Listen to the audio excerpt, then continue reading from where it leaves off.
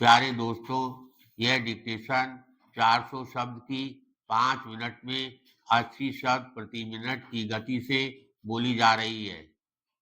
Ready start करते ही dictation शुरू हो जाएगी। Ready start.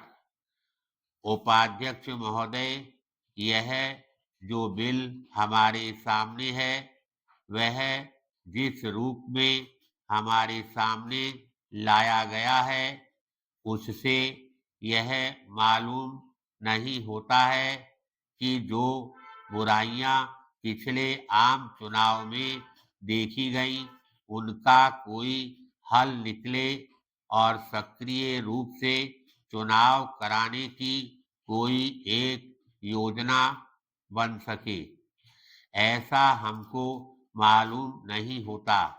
इसलिए कई बुराइयां जो पिछले आम चुनावों में हमारे सामने आई हैं उनको दूर करने का कोई प्रयास नहीं हुआ। इसमें कई ऐसी हैं जिनको ठीक किया जा सकता था। जब इस तरह का बिल हमारे सामने आया है, जब किसी चीज को बदला जाना है तो उसके बारे में अच्छी तरह से सोच समझकर सभी आवश्यक परिवर्तन कर लिए जाते हैं।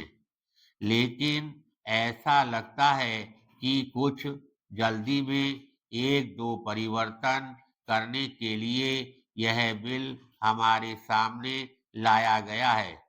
मैं यह कहना चाहूँगा कि हिंदुस्तान में जिस ढंग से आम चुनाव कराए जाते हैं उससे हम इस देश में प्रजातंत्र कायम रख सकेंगे, यह नहीं माना जा सकता।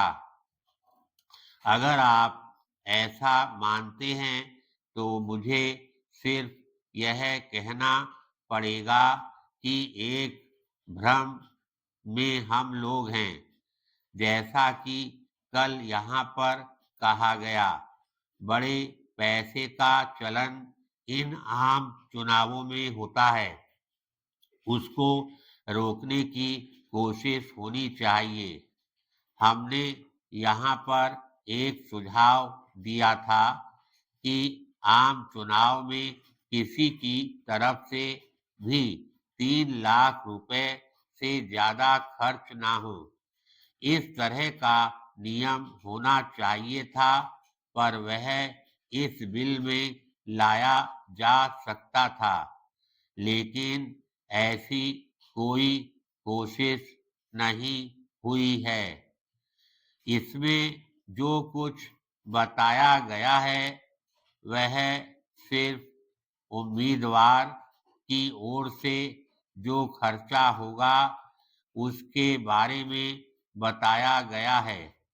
उसकी पार्टी या उसके दोस्त या ठेकेदार या लाभ उठाने वाले बड़े व्यापारी उसके लिए खर्च करें तो उसके लिए कोई रोक नहीं है।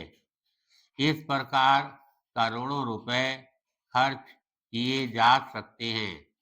इसके बारे में कोई रुकावट इसमें नहीं की गई है। पैराग्राफ। मैं यह जानना चाहता हूं कि एक तरफ आप कहते हैं कि स्वतंत्र चुनाव हो और एक सही जनमत का चित्र सामने आए, परंतु जब इस तरह से खर्चा होगा और उसके लिए रोक नहीं होगी तो कैसे सही जनतंत्र और जनमत इस देश में स्थापित हो सकेगा, यह मेरी समझ में नहीं आता। बड़े बड़े उद्योगपति टिकट पाते हैं। अगर बड़े बड़े उद्योगपति और राजा महाराजा जैसे लोग लोकसभा में आकर देश के भविष्य का फैसला करेंगे तो फिर इस देश का अनर्थ ही होने वाला है। और कुछ नहीं हो सकता। एक तरफ तो सरकार समाजवादी होने की बात कहती है और दूसरी तरफ उसके जो काम हैं उनको देखने से यह साफ नजर आता है कि सरकार किस दिशा में जा रही है। बड़े-बड़े उद्योगपति जो पैसा खर्च कर सकते हैं, उनके बल पर चुनाव लड़ा जाता है। धन्यवाद।